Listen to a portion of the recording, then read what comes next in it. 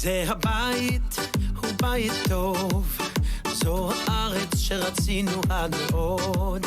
זה הבית ונאמר אהלן, שלום עליכם לכל מי שבא לכאן. זה הבית, הוא בית חם, מגיעים אליו מכל קצוות העולם. Shalom a todos, estás escuchando Radio Torah Emet, una emisora hebreo mesiánica. זה המקום, החלום, זה חלום שהוא ישן וגם חדש. זה המקום, החלום, עוד נעלה לשם ברגל לבקר את המקדש. זה המקום, החלום, זה חלום מתוק צבת חלב. Muy bien, apreciados hermanos, apreciados oyentes, apreciados Habarim. Vamos a estar compartiendo la porción bíblica que corresponde para esta semana. Vamos a estar estudiando la parashá de la semana, sabiendo que esta parashá es de bendición para nuestra vida. Cuando nosotros nos dejamos moldear por esa palabra, cuando permitimos que la dabar del Altísimo, que la dabar de Elohim pueda escarbar dentro de nuestros corazones y pueda ir formando ese carácter que realmente Hashem quiere de nosotros. Cuando permitimos que la voluntad divina del Creador tome lugar en nuestra vida. Es esa la razón importante, la razón de ser por la cual nosotros debemos estar prestos, dispuestos a recibir esa dabar, a recibir esa palabra de bendición.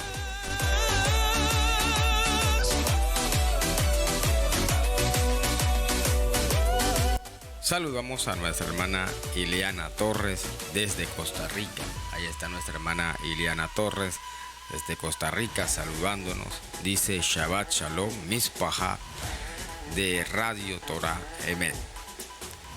En sintonía con mi familia desde Costa Rica. Ahí se encuentra nuestra hermana Ileana Torres. También nos está saludando nuestra hermana Ripka desde Argentina. Ahí está nuestra hermana Ripka desde Argentina, también saludándonos. Dice Shabbat Shalom a los hermanos en las naciones. Aquí en sintonía desde Posadas, Misiones, Argentina. Ahí coloca el mate, ¿no? El mate es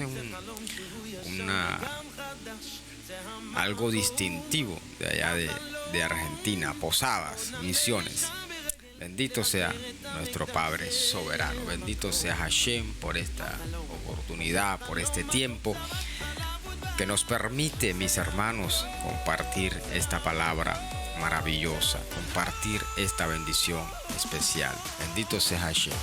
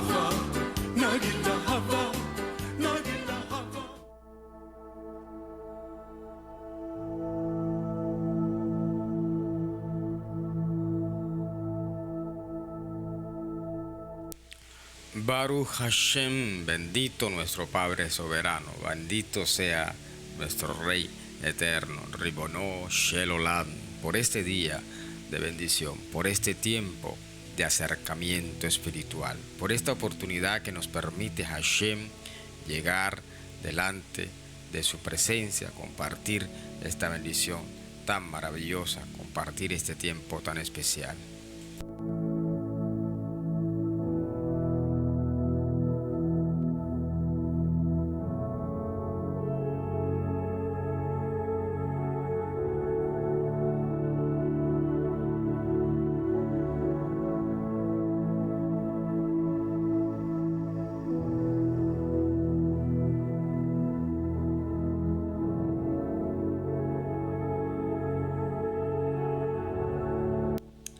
Muy bien, vamos entonces a estar compartiendo la porción correspondiente para esta semana. Vamos a estar compartiendo la parashá Hashabua, la parashá de la semana. Bendito nuestro Padre soberano, bendito sea nuestro Padre celestial, nuestro Rey eterno. Vamos inicialmente a citar nuestra bendición, nuestra proclama, nuestra cajal, para estar dando inicio a esta porción maravillosa que tenemos para el día de hoy.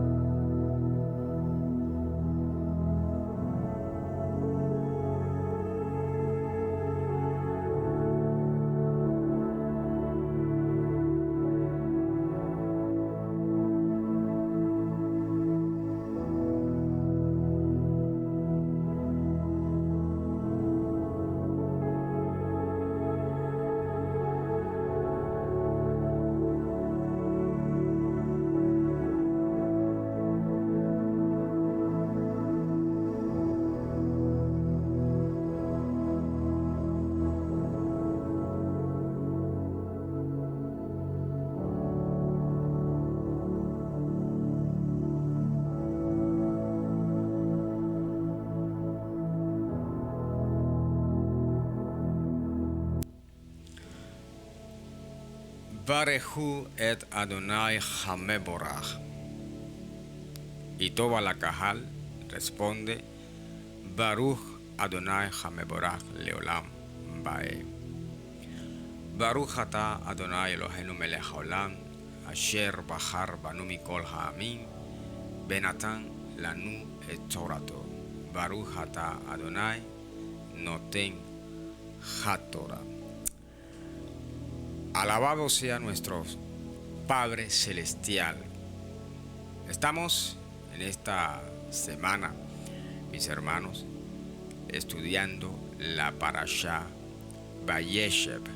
Es el nombre de la parashá que estamos estudiando. Vayeshev. Una parashá que encontramos registrada en Bereshit capítulo 37. Bereshit capítulo 37 es la parashá número 9. Parashá número 9, Vayeshev. Génesis capítulo 37. Allí encontramos esta parashá, esta porción bíblica para estudiar, para reflexionar, para permitir que la presencia divina de nuestro Padre soberano transforme nuestra vida, nos alimente, nos nutra, permitir que esta palabra llene todo nuestro ser, lo más profundo de nuestro ser, que traiga una transformación. La parashá, la Torá, contiene un mensaje extraordinario que traspasa toda dimensión del pensamiento humano. Es un universo de conocimiento. La Torá tiene un conocimiento profundo. Hay un conocimiento profundo en la Torá. Dicen los sabios de Israel que la Torá tiene 70 70 caras. 70 caras. Imagínense ustedes eso. 70 caras. ¿Y eso qué significa? ¿Qué quiere decir que tiene 70 caras? Quiere decir que tiene 70 visiones. 70 visiones o 70 perspectivas a través de las cuales nosotros podemos ahondar, a través de las cuales nosotros podemos sumergirnos. Imagínense ustedes eso, mi hermano. 70 ángulos, 70 perspectivas por medio de la cual nosotros podemos sumergirnos en el conocimiento profundo de la Torá. La Torá alberga una sabiduría insondeable. Lo que está escrito en la Torá es insondeable. Parece que tuviera capas, una capa detrás de la otra, una capa detrás de la otra. Y hay veces que nosotros cuando estudiamos, apenas estudiamos la tercera o segunda capa, cuando podemos estudiar 70 capas que podemos encontrar allí en la bendita Torá. Por eso nuestra oración, nuestro ruego debe ser que Hashem nos revele su Torá, que Hashem se manifiesta en nuestra vida a través de la revelación de la Torá. Ahora, cuando uno se acerca a Hashem diciéndole, revélame tu Torá, revélame tu Torá. Cuando uno le está pidiendo a Hashem la revelación de la Torá, esta petición va directamente relacionada con el Mashiach de Israel. Va profundamente mancomunada con la presencia o con la manifestación del Mashiach o con el Mashiach. ¿Por qué? Porque es el Mashiach, escúchelo bien, es el Mashiach quien tiene el honor de revelar la Torá en toda su plenitud, en todo su esplendor. Es el Mashiach el que tiene el honor, el que tiene la misión de revelar la Torá en todo su esplendor. Es él, el Mashiach. Podemos nosotros aprender de los comentarios de los distintos jajamim, de los distintos sabios, rabinos, ancianos de Israel, de bendita memoria. Podemos nosotros aprender de estos comentarios que ellos realizan o que han realizado. Pero no hay ninguno que llene las expectativas del Mashiach. No hay ni un solo rabino que pueda superar las expectativas del Mashiach en cuanto a la revelación de la Torá. Porque es el Mashiach el único, oígase bien, el único en revelar, en manifestar la Torá en su esplendor. Entonces, cuando nosotros pedimos la revelación de la Torá, cuando usted pide la revelación de la Torá, cuando usted quiere que esa revelación de la Torá llegue a su vida, por ende, hay una conexión directa con el Mashiach, porque es el Mashiach el instructor, el maestro, el rabí, Yeshua, el rabí, quien enseña esos niveles profundos de la Torá. Es él. Entonces, su espíritu, es decir, el espíritu de Mashiach, es el que trae la revelación a nuestra mente. Es el que trae la revelación a nosotros. Por ende, hay una conexión entre la revelación de la Torá y la obra reveladora del Mashiach, porque es el Mashiach el que va a cumplir o el que cumple con esa labor.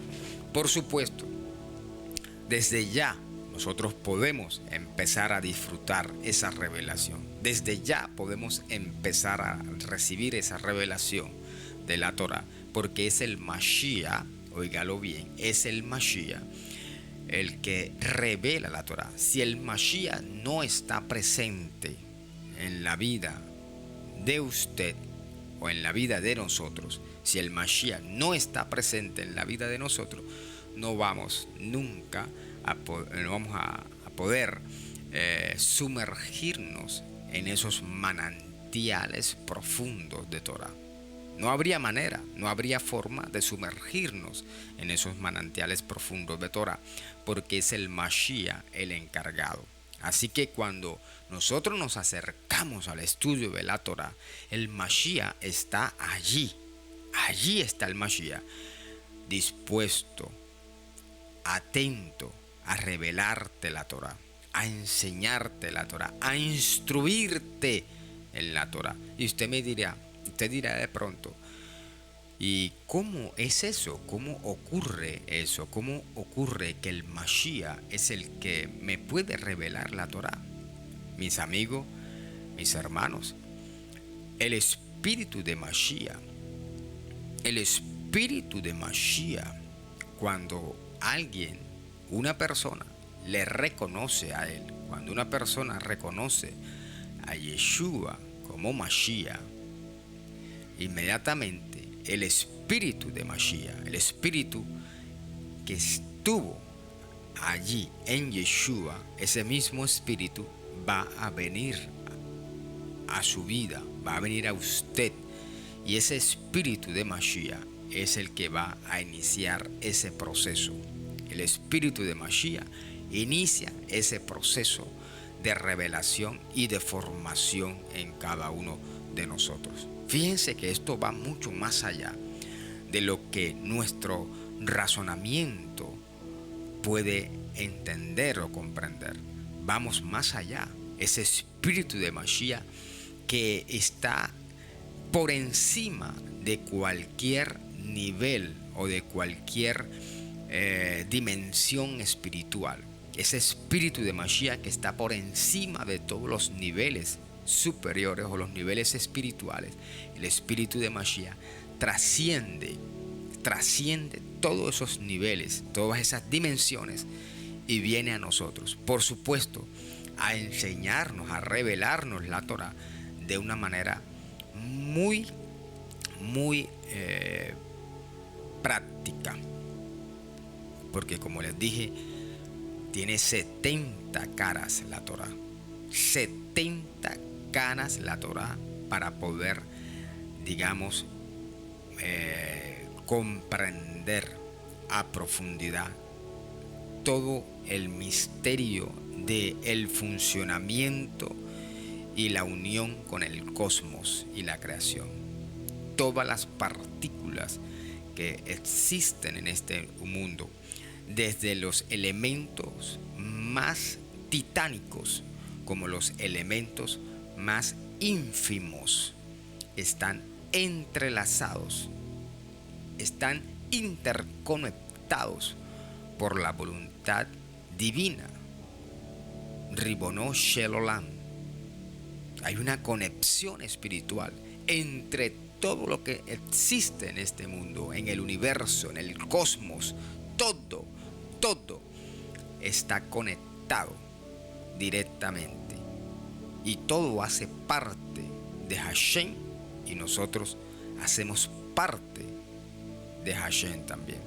Y el espíritu de Mashiach nos conecta con toda esta fuente admirable, con toda esta fuente extraordinaria. 70 caras. Bendito sea Hashem. Vamos a leer entonces el versículo correspondiente para entrar en el análisis, para entrar en la exégesis correspondiente para el día de hoy.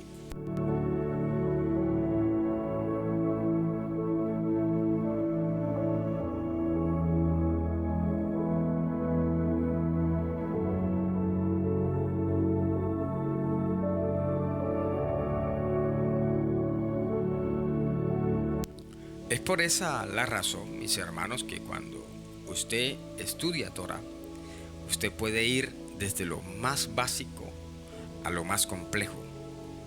Usted puede empezar estudiando Torah desde lo más elemental hasta lo más complejo, pero también puede ir desde lo más complejo a lo más elemental.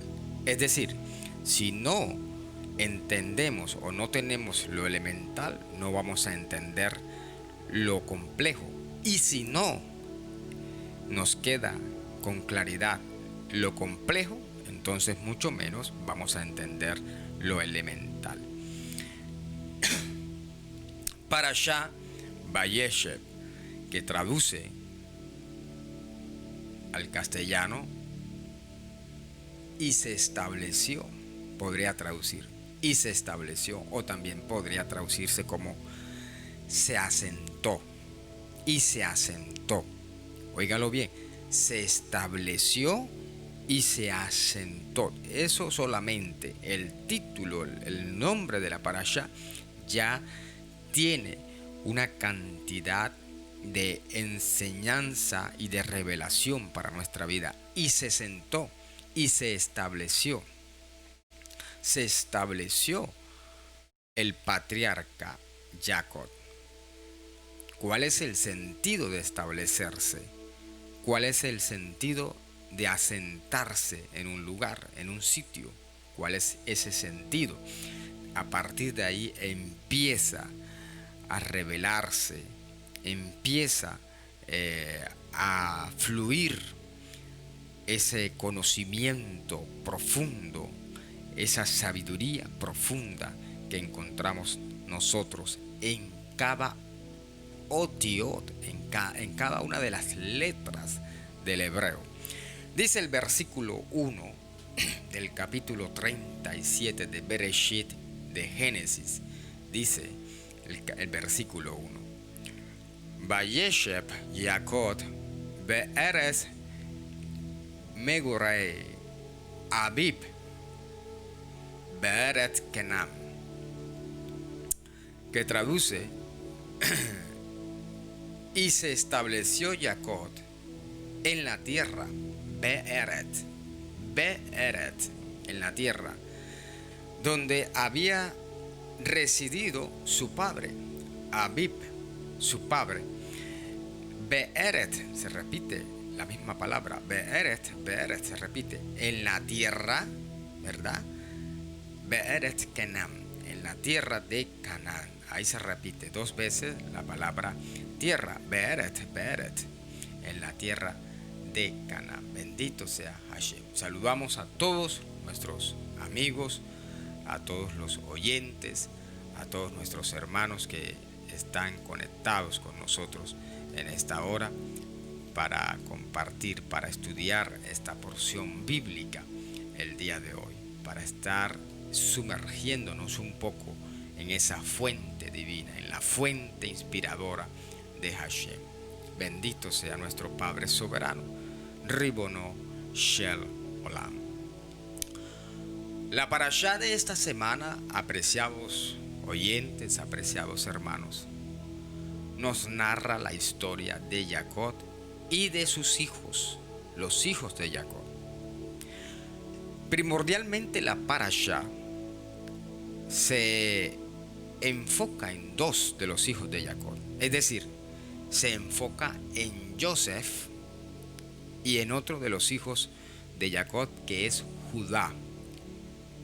Joseph y Judá son los dos hijos de Jacob en la cual se enfoca la parashá de esta semana. Y estos dos hijos, mis queridos hermanos, serían los que después tendrían un rol preponderante en la historia del pueblo de Israel. Y podemos ver las razones una a una. Vamos a mirarlas. Primeramente, Joseph y Judá tendrían los derechos de primogenitura de doble porción de la tierra. Ellos tendrían el derecho, tanto Joseph como Judá tendrían el derecho de primogenitura, de tener una doble porción de la tierra. En el caso de Joseph, y el derecho del reinado de Judá. El derecho del reinado de Judá. Segundo, tendrían las tribus más grandes, es decir, la descendientes de Joseph tendrían la tribu más grande, y Judá también sería la tribu más grande. Tercero, sería quienes proveerían reyes para los dos reinos de Israel.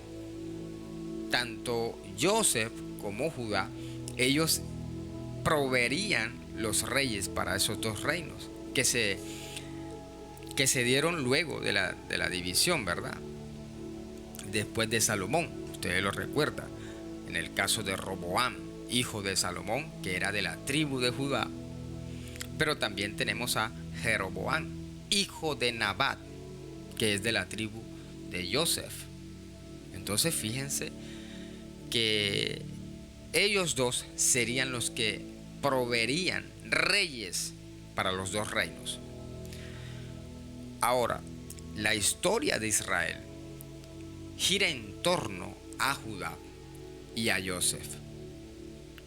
Mucha atención aquí, mis queridos hermanos, mis queridos oyentes, mucha atención, porque en torno a la vida de estos dos hijos de Jacob, de Joseph y de Judá, es que se va a desarrollar toda la historia de Israel,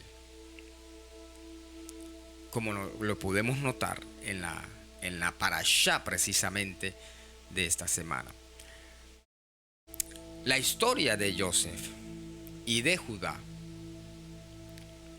fue producto, mis hermanos, de comentarios entre los rabinos de los primeros siglos. La vida de Joseph, la vida de Judá, provocó que los rabinos de los primeros siglos realizaran muchos comentarios, muchísimos comentarios.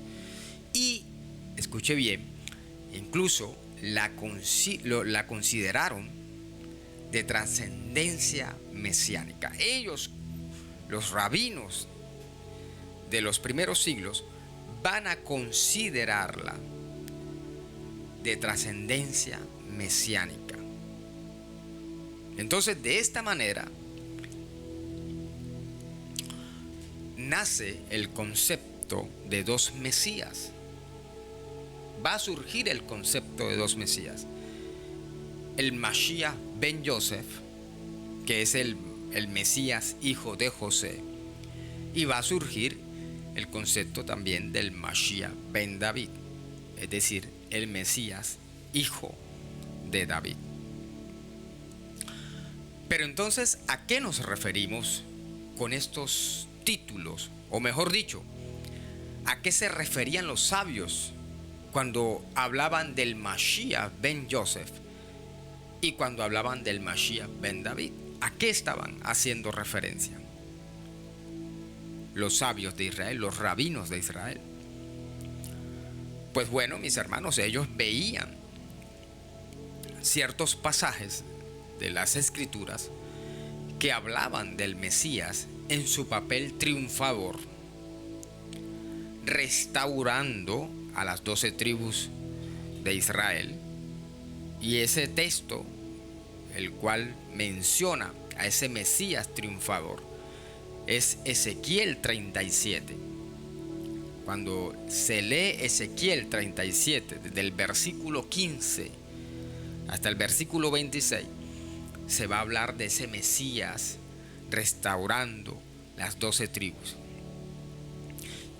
instaurando una era de paz y justicia perdurable. Un Mesías que viene a liberar a Israel de sus enemigos, haciendo que la Torá se guarde como nunca antes, y siendo Él el juez de Israel, juzgando a las 12 tribus con juicio recto. Esta es la visión que van a tener los rabinos de los primeros siglos cuando leen Ezequiel 37, cuando leen Isaías capítulo 2, versículo 1 al 5, cuando leen Daniel capítulo 9 hasta el versículo 24, cuando leían Zacarías capítulo 14, desde el versículo 1 al 5, y también cuando leían Daniel capítulo 7, desde el versículo 21 al versículo 27, y cuando podemos ver lo que dice Isaías capítulo 11, versículo del 1 al 8. En fin, todos estos textos eran los que los rabinos, al estudiarlos, al analizarlos, entendían que tomaría lugar la manifestación de un Mashiach con un papel triunfador, un Mashiach victorioso. Encontramos en estos textos. Pero al mismo tiempo, escuche con atención, mis hermanos, al mismo tiempo, estos rabinos veían profecías en donde se hablaba de la muerte del Mashiach. Por ejemplo, Isaías 53, versículo 8 al 10, que es el Mesías, dice que sería traspasado por sus enemigos. Dice allí, nos habla de que el Mesías sería traspasado por sus enemigos.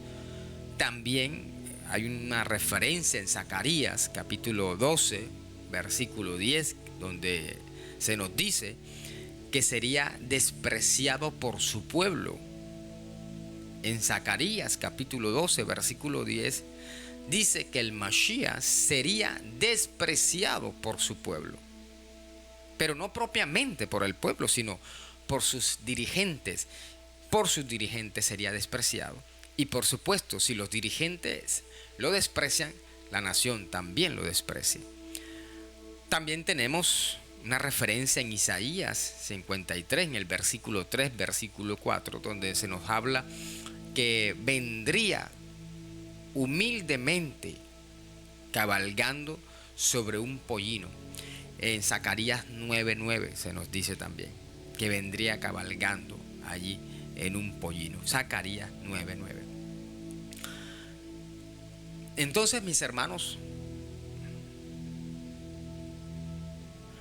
como podemos imaginar, esto no podría ser más contradictorio y más que curioso en la mente de muchos, ¿verdad? Esto sería algo curioso, algo contradictorio. ¿Cómo es que viene en un pollino o en las nubes del cielo? ¿Cómo? O sea, o viene en un pollino o viene en unas nubes del cielo. Porque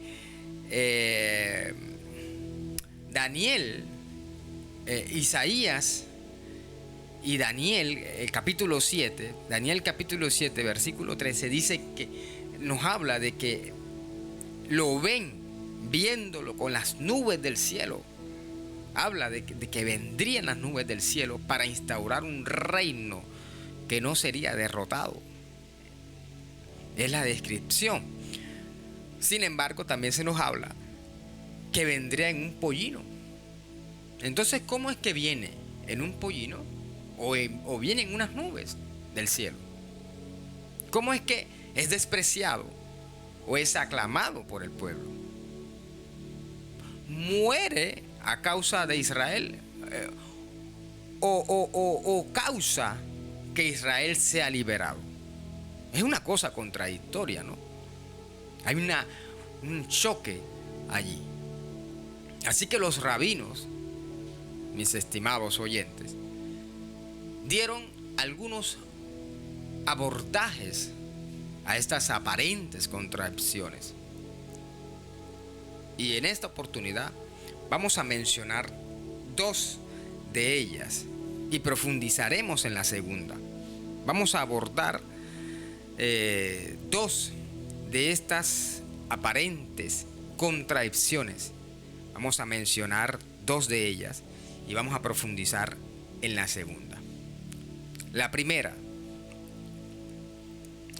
el Mesías vendrá en las nubes si el pueblo de Israel es digno.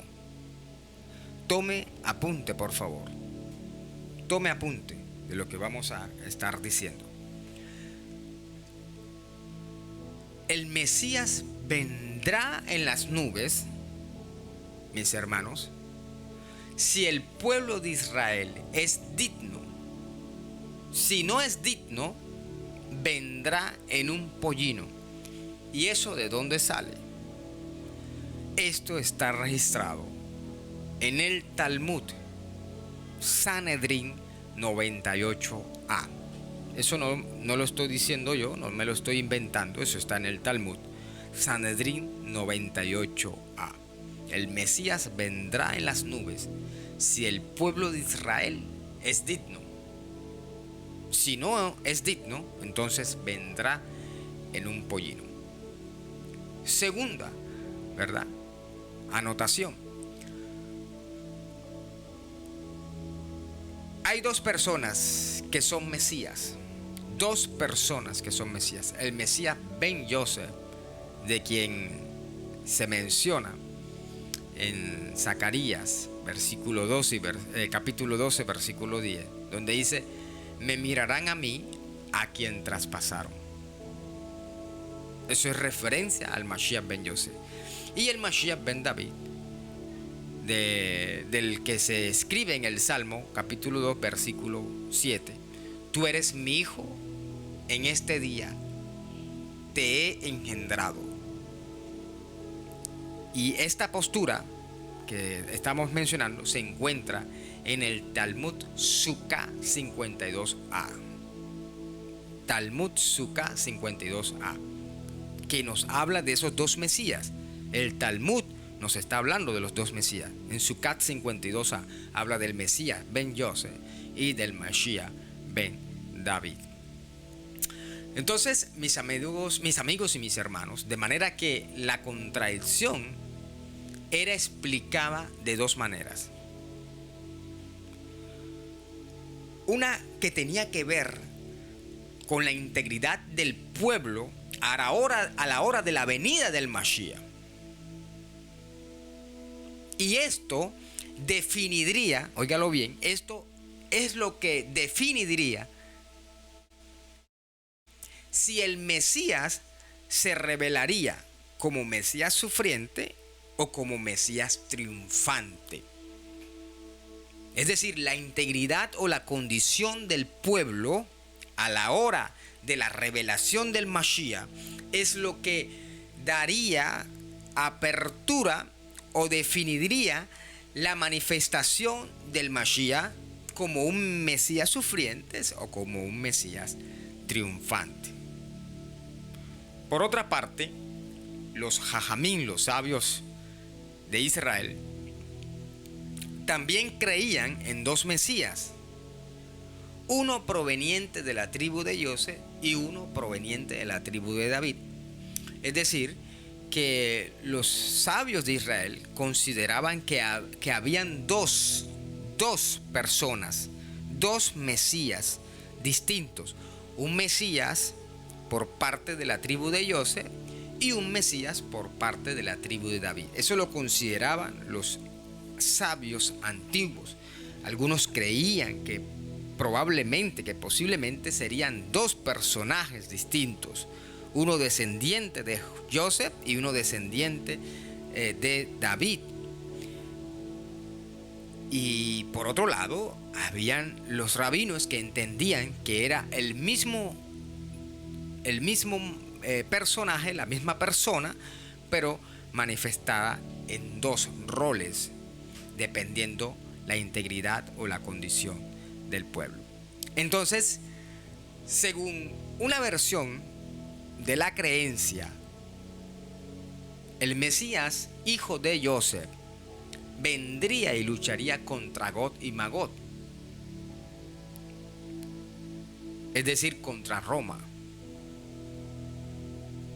y moriría como un mártir tratando de liberar a su pueblo. Y en él se cumpliría lo que dice Zacarías, capítulo 12, versículo 10. Me mirarán a mí, a quien traspasaron. Ahora, las razones, mis hermanos, para la creencia en dos Mesías son varias.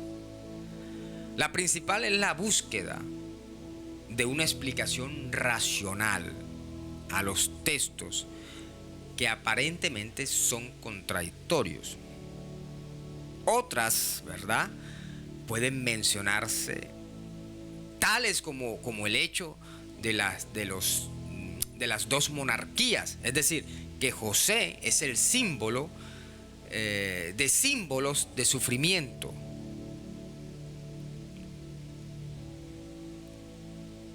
Que es inmerecido por sus hermanos, o que se menciona por sus hermanos en la Torá, ¿verdad? Cómo sufre José, cómo pasa ese sufrimiento inmerecido en manos de sus hermanos, y eso nos lo cuenta la Torá. Incluso las dos mujeres de Jacob fueron vistas como alusiones a los dos Mesías, como el Mashiach ben Yosef muriendo prematuramente, como su madre Rachel. Ahora, como ejemplo, podemos mirar el comentario que se hace en cuanto al llanto de Jacob sobre Rachel cuando la conoce. Fíjate lo que dice el comentario. Presten atención, dice: o podríamos decir que Jacob vio que el Mesías, hijo de Joseph, de los hijos de Rachel, será muerto. ¿Y dónde está eso? ¿Dónde está lo que acabo de mencionar, lo que acabo de leer aquí? Este comentario está en Hayim Beshalom, en Yalkut Mashiach, Valleses 382.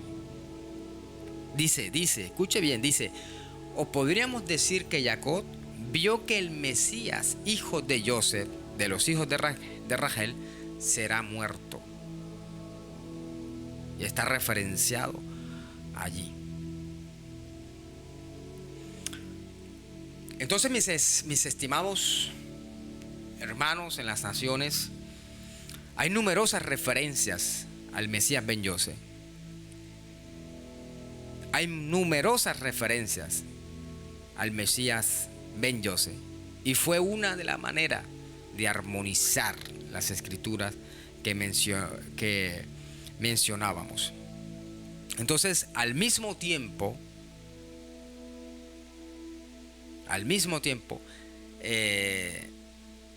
se habla de estas dos facetas, se nos mencionan estas dos facetas, y son vistas en la literatura rabínica. Estas dos facetas del Mashiach son vistas en la literatura rabínica.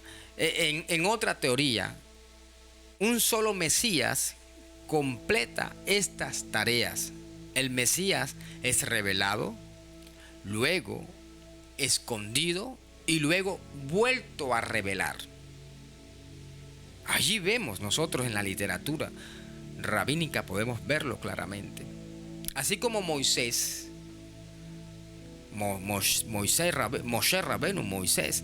fue revelado, luego es escondido y posteriormente se vuelve a revelar. El segundo redentor, es decir, el Mashiach, seguirá el mismo parámetro, el mismo patrón. Y eso nosotros lo leemos en el Midrash. Por ejemplo, lo leemos en el Midrash Ruth Rabá 5:6. Midrash Ruth Rabá 5:6. Mira lo que dice este Midrash. Él, o sea, Elohim, está hablando de Elohim, él, Elohim, estará con el Redentor final. Escuche bien, por favor, lo que dice el Midrash. Pura literatura rabínica. Dice, él, Elohim, estará con el Redentor final, como estuvo con el primero. Ahora, ¿quién es el primer Redentor? Moshe. Y como el primer Redentor, Moshe, se reveló primero a los israelitas y luego se escondió, así hará el Redentor final. Se revelará a los israelitas y luego se esconderá por un tiempo. ¿Qué tal? ¿Qué les parece? Ahora, permítanme leer lo siguiente. El rey Mesías se revelará a sí mismo y luego se ocultará para luego revelarse una vez más, como es dicho en el Midrash sobre Ruth y en los poemas de Rabí Eliezer Hakalir. Rashi, comentario del libro de Daniel. Esto está extraído, se ha sacado del comentario de Rashi que hace en relación al libro de Daniel.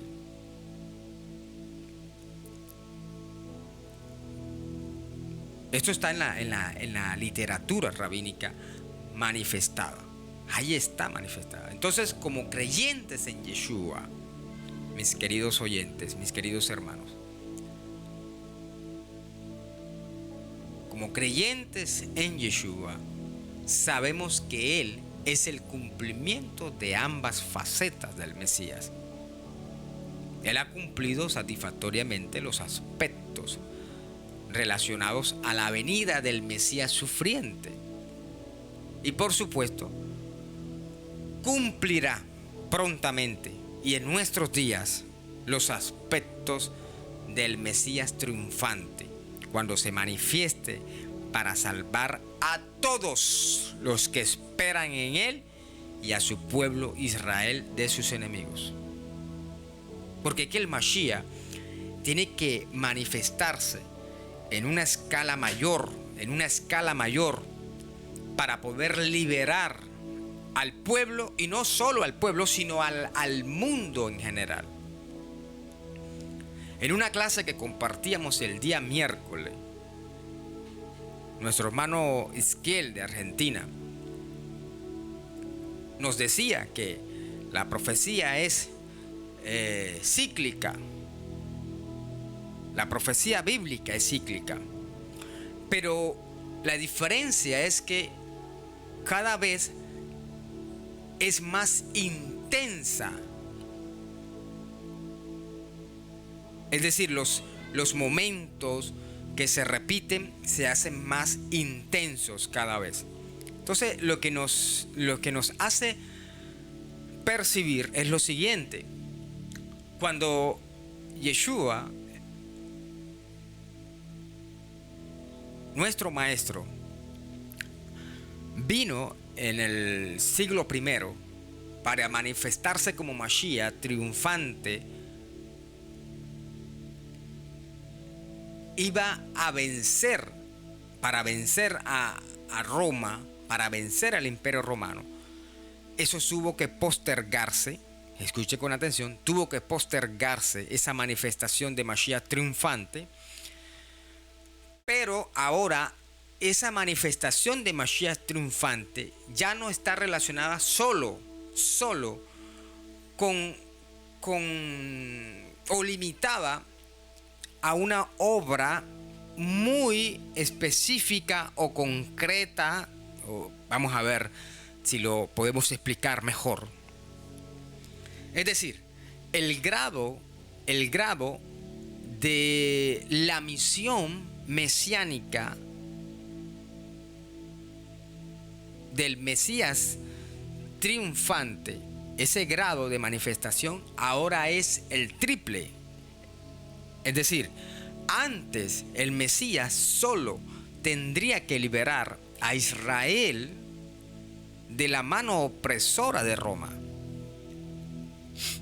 Pero ahora, como se ha postergado su manifestación como Mesías triunfante, ahora la manifestación debe ser con un grado triplicado. Es decir, ahora Yeshua no solo va a liberar a Israel de la mano opresora de Roma, sino ahora va a liberar a Israel y al mundo. ¿Y de quién? ¿De quién? De la mano del Hasatán. ¿Pero cuál Hasatán? ¿Cuál Hasatán? Cuando hablamos del Hasatán, hablamos de esa mente siniestra. Hablamos de esos planes maquiavélicos,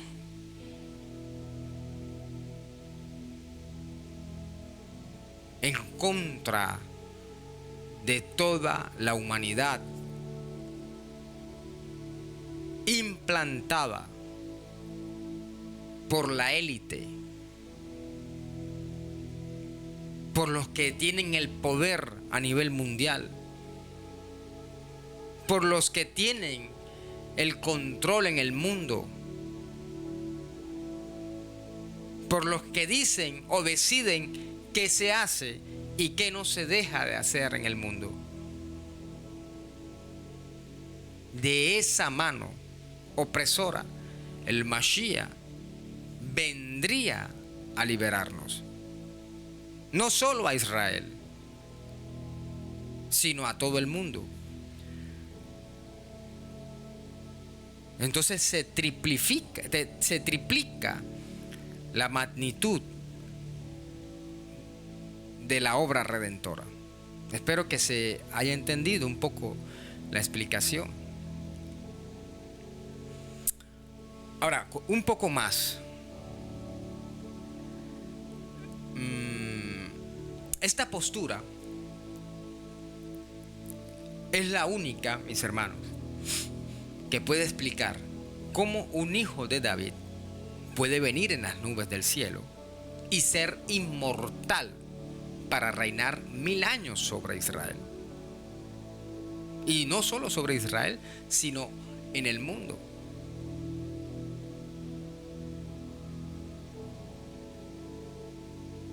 Y esto es debido a que tuvo que nacer de David, morir, resucitar y ser revestido de inmortalidad.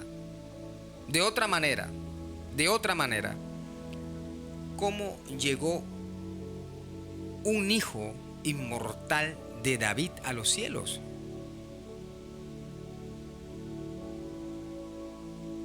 Esta postura es la única que puede incorporar satisfactoriamente ambas facetas del Mashiach.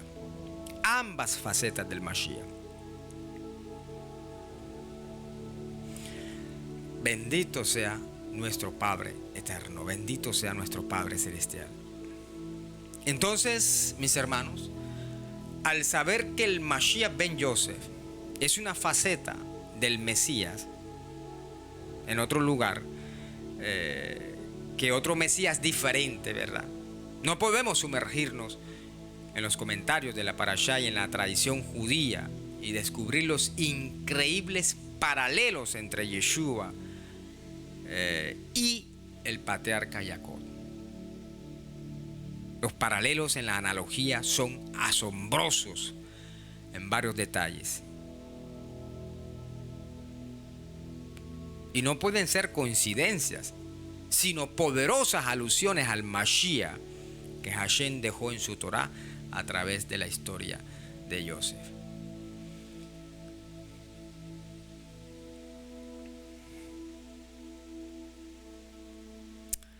Mis queridos amigos, mis queridos hermanos,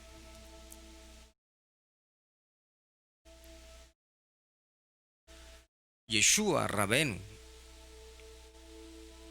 ha alcanzado un nivel de elevación tan profundo que es inaudito para el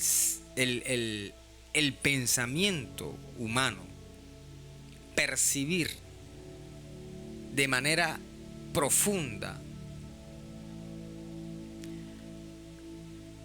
cómo su cuerpo fue transmutado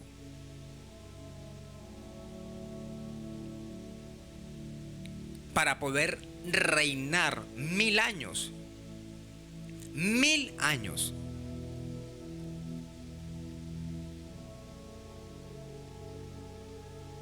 Mil años. Para poder reinar 1000 años. Establecer la era mesiánica durante 1000 años.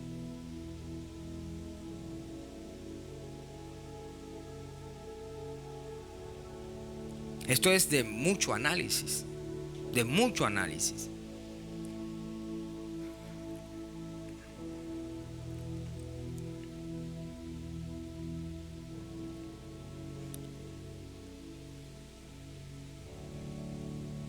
Como les habíamos comentado, hay múltiples similitudes en la escritura entre Joseph y Yeshua. Vamos a mencionar en esta oportunidad, vamos a hacer mención de 10 paralelos entre el patriarca Joseph y entre Yeshua ben Yosef de Nazaret. Vamos a mencionar 10 paralelos. Primero, Joseph era un pastor que apacentaba el rebaño. Y eso está en Génesis capítulo 37, versículo 2. Juan, dice que Yeshua es el buen pastor. Dice: yo soy el buen pastor, y el buen pastor da su vida por las ovejas. De igual manera que Jacob le engendró a Joseph, le encargó a Joseph que cuidara a sus ovejas. El Eterno también le encargó a Yeshua sus ovejas.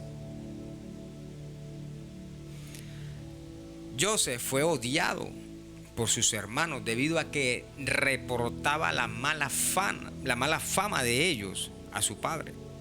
Sus hermanos no lo toleraban. No lo toleraban.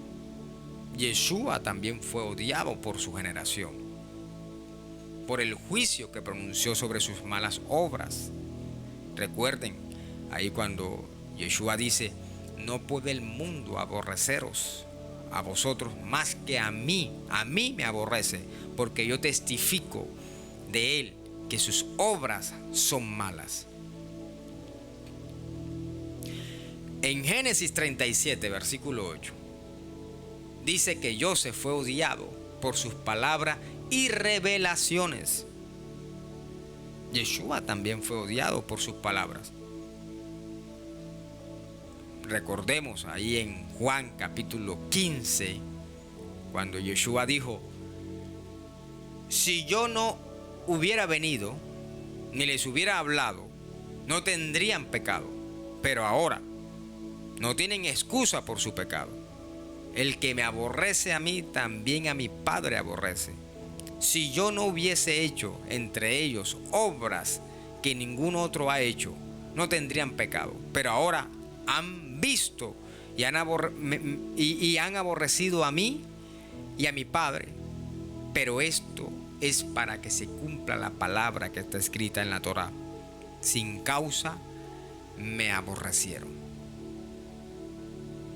Una más, allí en Génesis 37, haciendo el paralelo, ¿verdad?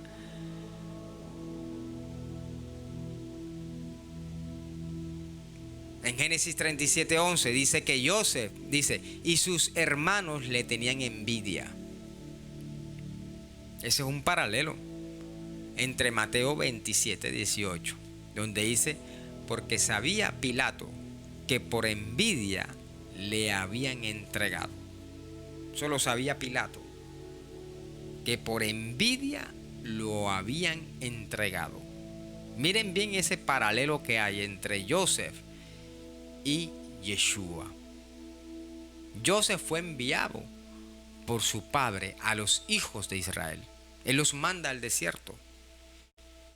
Joseph es enviado por su padre al desierto.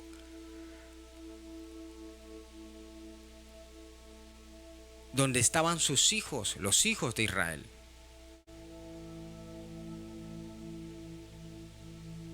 Y Joseph va donde sus hermanos, sabiendo que esto implicaría rechazo y sufrimiento. Porque él lo sabía. Sus hermanos no lo querían mucho a él.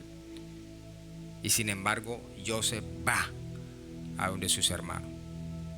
Así que Yeshua también fue enviado a los hijos de Israel.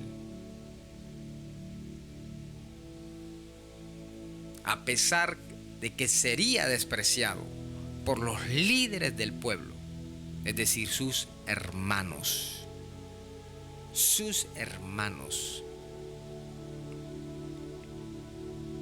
De Joseph también se nos dice, en Génesis 37, versículo 18, se nos dice, cuando ellos lo vieron de lejos, antes que llegara cerca de ellos, conspiraron contra él para matarlo.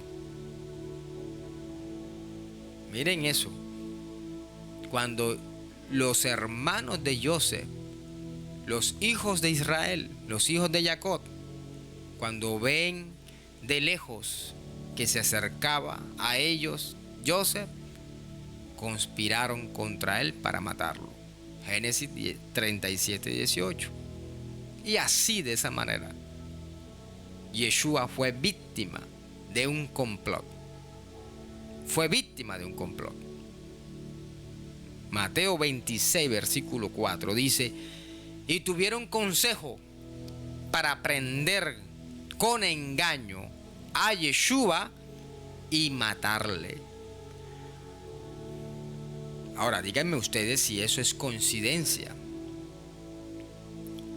Díganme ustedes si todos esos textos son coincidenciales.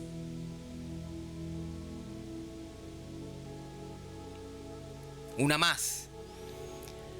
Cuando tiraron a Joseph, después que tiraron a Joseph dentro del pozo, los hijos de Jacob, dice Génesis 37:25, dice Génesis 37:25, que después que los hijos de Jacob, es decir, los hijos de Israel, después que tiraron a Joseph dentro del pozo, dice, se sentaron a comer pan. Se sentaron a comer pan. Y fíjense que luego de haber entregado a Yeshua para morir, Cayafa o Caifás y compañía también comieron pan y vino en la cena de Pesaj.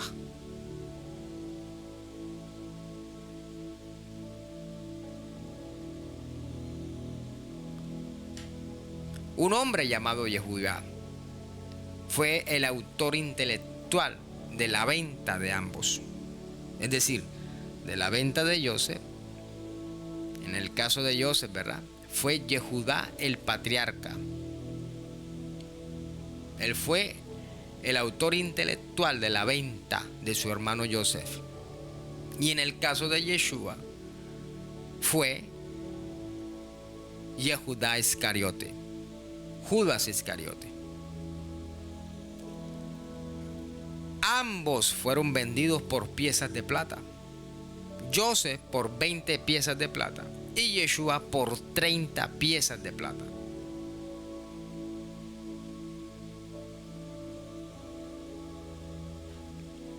Y otra para terminar. ambos fueron entregados por sus hermanos a gentiles. Joseph fue entregado a madianitas y Yeshua fue entregado en manos de los romanos. Digan ustedes, mis estimados oyentes, si eso es coincidencia.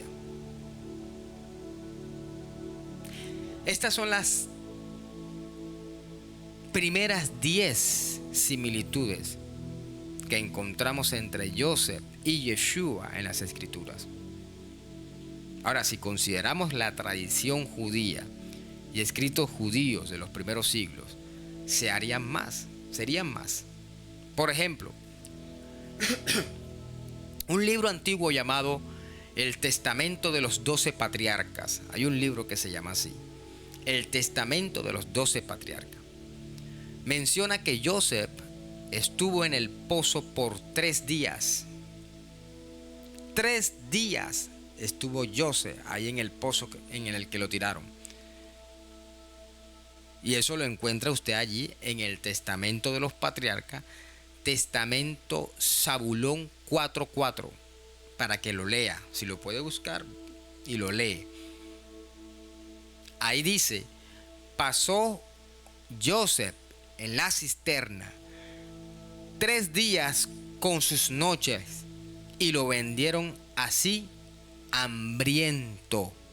Dice hambriento. Hago una pregunta.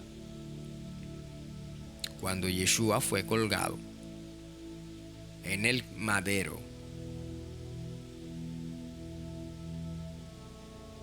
fue colgado con hambre. ¿Por qué con hambre? Porque él se acostó solo con la cena que había tenido con sus discípulos la noche anterior.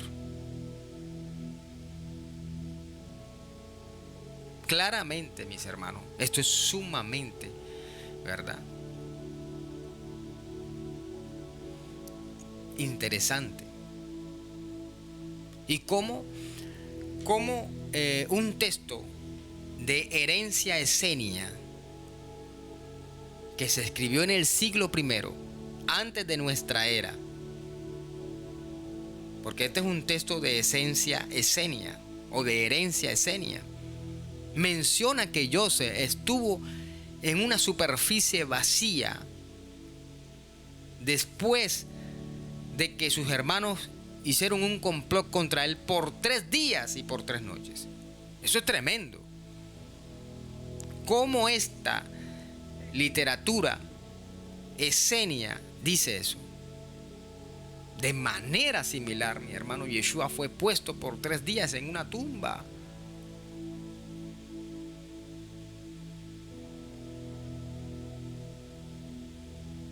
Otra referencia rabínica curiosa es la relación entre la palabra pasim, multicolor, y payish, sorteo, que se escriben casi igual en hebreo.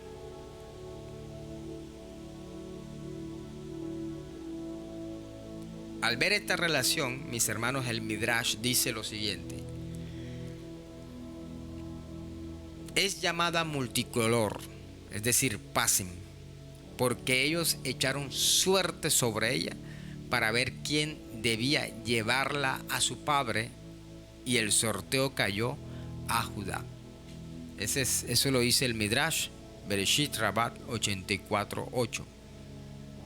Entonces, de igual manera, la túnica de Yeshua fue objeto de un sorteo después del complot para matarlo. Nosotros vemos cómo hacen un sorteo sobre las túnicas de Yeshua. Mis hermanos, cuán increíble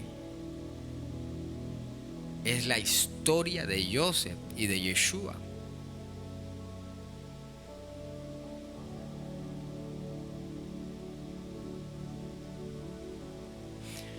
Mire, a pesar de que Joseph estaba vivo, sus hermanos inventaron una historia para hacer creer a Israel y a Benjamín que estaba muerto. Es decir, para hacerle creer.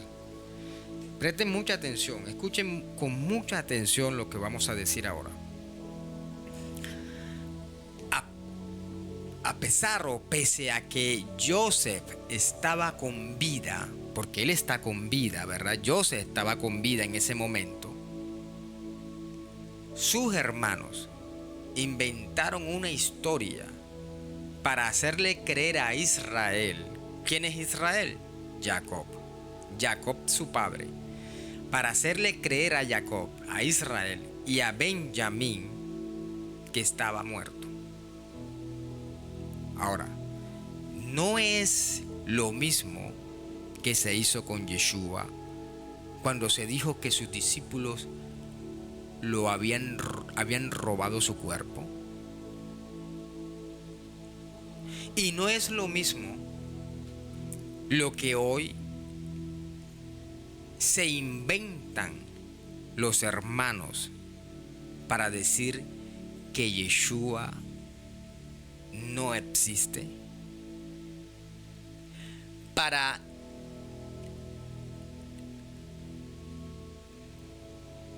difamar a Yeshua. Hoy se inventan una cantidad de historias sus hermanos.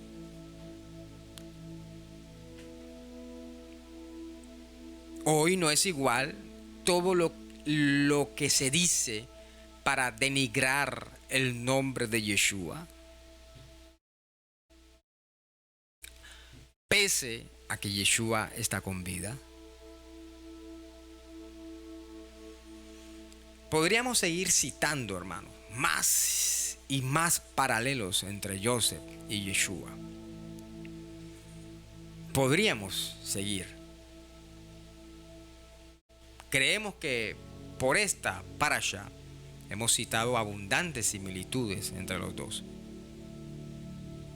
Y la conclusión, mis hermanos, es que Yeshua cumple los requisitos para ser Mashiach ben Yosef desde el punto de vista de sufrir por sus hermanos. Y no solo esto, sino que también cumple ser una analogía asombrosa con Yosef. Y todas estas similitudes no pueden ser una coincidencia accidental.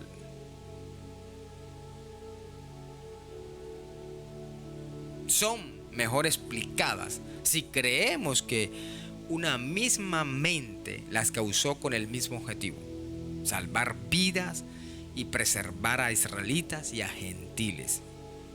Joseph fue el medio de salvación física de aquel momento.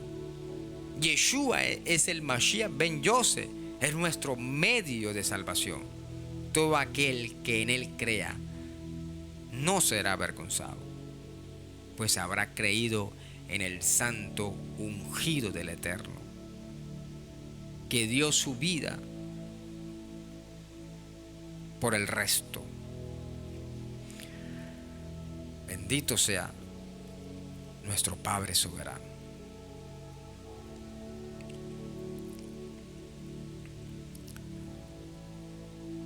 Cuando estudiamos Torah, cuando miramos la Torah, podemos ver cómo dentro de la Torah, dentro de cada línea, dentro de cada palabra,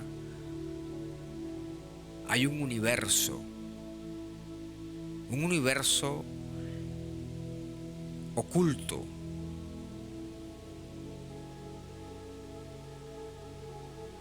un universo oculto.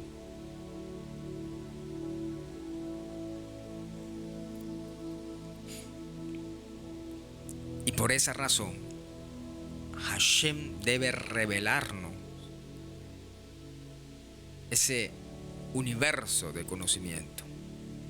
Por esa razón hay que clamar y pedir a Hashem para que Él nos revele, nos ilumine ese mar de conocimiento.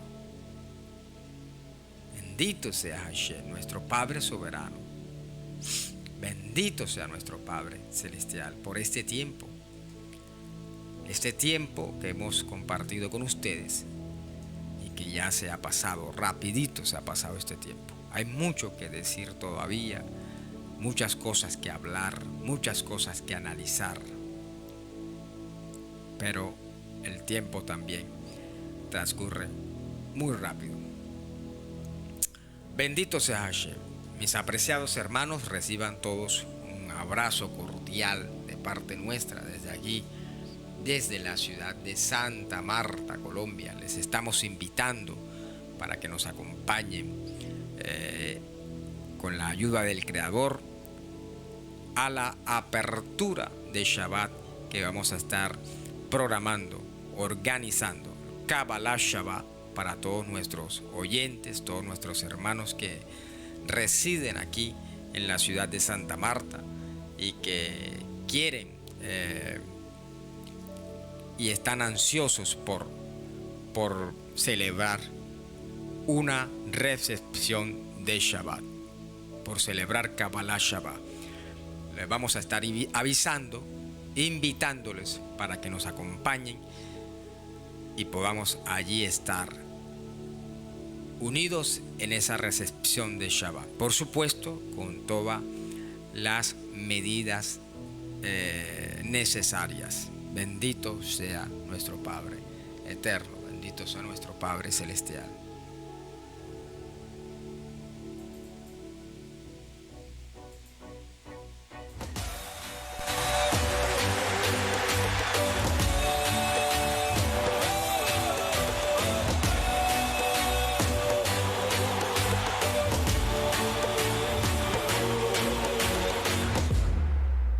זה הבית, הוא בית טוב, זו הארץ שרצינו עד מאוד.